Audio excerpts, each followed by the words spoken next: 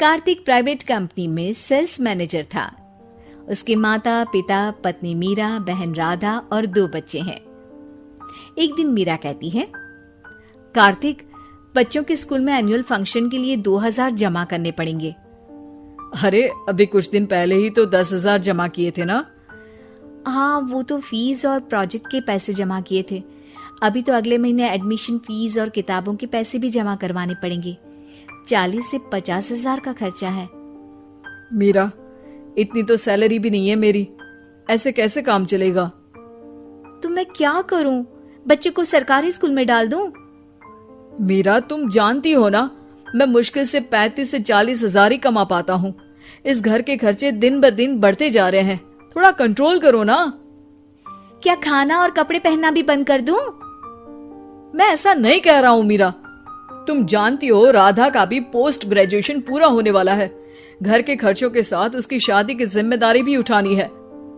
मेरे बच्चों की पढ़ाई से ज्यादा इम्पोर्टेंट राधा की शादी है, तो करो जो मन में आए। मैं बोझ लगती हूँ तो मैं बच्चों के साथ अपने मायके चली जाती हूँ। तुम्हारी सारी मुसीबतें ही खत्म हो जाएगी। मीरा, मुझसे बहस मत करो। सुबह सुबह ऑफिस जाने के टाइम पर ही कलेश करके दिन मत खराब करो। इतना बोलकर कार्तिक वहां से चला जाता है। तभी, कार्तिक बेटा, ऑफिस जा रहे हो? मेरी दवाइयां लेते आना। और बेटा, बिजली का भी बिल 2 महीने से जमा नहीं हुआ, इसे भी आज जमा करवा देना। जी पिताजी, लाइए बिजली का बिल। 4,600 रुपए बिजली का बिल आया है। माँ, मीरा, राधा, कितना ज्यादा बिल आया है। भैया, ये 2 महीने का बिल है और मैं तो सिर्फ फोन चार्ज करती हूँ। अरे बेटा, मैं तो गीजर से पानी गर्म करने के अलावा मेरे कमरे में एक पंखा और एक लाइट ही तो जलते हैं। मीरा, तो फिर इतना बिल कैसे आया? हाँ, सारा इल्जाम मेरे पर ही लगा दो ना। भाभी, आप भी तो एसी चलाती हो, उससे भी बिजली का बिल बहुत ज्यादा आता है ना। एसी मेरे मायके से आई है और वो भी अब सबकी आंखों में खटकने लगी है।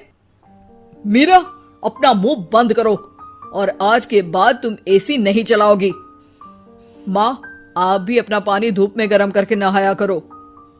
कार्तिक ये कहकर घर से ऑफिस के लिए निकल गया। घर से कुछ आगे जाते ही उसकी गाड़ी पंचर हो गई। कार्तिक को पंचर बनवाकर ऑफिस पहुंचने में लेट हो गया। बॉस ने कार्तिक को अपनी कैबिन में बुलाया। may I come in, sir? Come in. बहुत लेट हो तुम। सॉरी सर, कुछ प्रॉब्लम्स की वजह से लेट हो गया। मुझे कुछ नहीं सुनना। तुम्हारा टारगेट कंप्लीट हुआ? नो सर, अभी बाकी है। क्यों? सर, मार्केट में बहुत रिसेशन चल रहा है, बिजनेस कहीं से मिल नहीं पा रहा। मैं अपनी तरफ से पूरी कोशिश कर रहा हूँ सर। मुझे तुम्हारी कोशिश नहीं चाहिए, मुझे बिजनेस चाहिए। अगर तुमसे नहीं हो पा रहा है तो तुम रिजाइन कर सकते हो। नहीं सर, मुझे इस नौकरी की बहुत जरूरत है। मैं अपनी फैमिली का सिंगल अर्निंग पर्सन हूँ। मेरी जॉब चली गई तो मेरी फैमिली प्रॉब्लम में आ जाएगी सर। इसका ख्याल तुम्हें रखना चाहिए। जाओ यहाँ से और बिना बिजनेस लाए मुझे तुम अपना मुंह मत दिखाना। कार्तिक बिजनेस की तलाश में इधर से उधर कड़ी धूप में सारा दिन भटकता रहता है और थका हारा जब शाम को घर आया, बेटा, मेरी दवाई ले आए और बिजली का बिल भर दिया। अब दवाई लाना भूल गया पिताजी, और बिजली का बिल जल्दी भर दूंगा। पर बेटा, याद से भर देना, वरना बिजली वाले बिजली काट कर चले जाएंगे। लीजिए पानी। बच्चों के एनुअल फंक्शन के लिए स्कूल में जमा करने वाले पैसे लेकर आए? अभी सैलरी नहीं आई है मेरा, और अकाउंट में ज्यादा पैसे भी नहीं बचे हैं। तो क्या बच्चों को स्कूल भेजना बंद कर दूं?